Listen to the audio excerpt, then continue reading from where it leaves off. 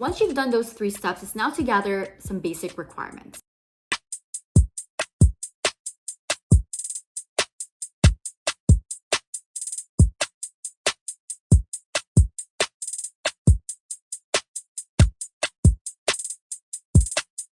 The first requirement is your own bank statement, the bank statements of your sponsors. Your sponsors can be either a friend or a relative, or basically anybody who wants to sponsor your studies in Canada. The bank statements, whether 1, 2, or 3, must equal 21,000 Canadian dollars, which is the new cost of living in Canada for 1 year. This is also a new requirement from the IRCC.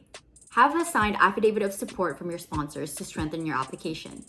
The second requirement would be your letter of acceptance with your attestation letter and with your deposit slip. When you receive your letter of acceptance, you're required to pay the school a deposit so that they can guarantee your seat for that semester. The next requirement is your passport. If your passport is expiring 2 or 3 years later, it's best to renew your passport for 10 years so that you can use that 10-year duration for your student visa application, your work permit application, and your permanent residency application.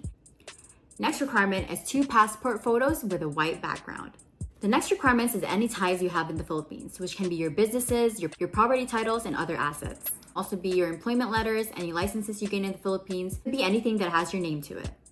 Next one is your study plan or your statement of purpose. This is a long essay explaining your life story and why you want to be an international student in Canada. This must also include intention to go back to your home country, which is the Philippines. If you've gathered those basic requirements, the next step is to open an IRCC profile. This is where you're going to upload all your documents for your student visa application. Open your IRCC profile now because the next requirement is a medical exam. Now, when you do your medical exam, the results will automatically go to the Canadian Embassy. Now, they will match those results to a profile. So it is very important that they have a profile to match that too. Before you go and do your medical exam, make sure you have an IRCC profile opened.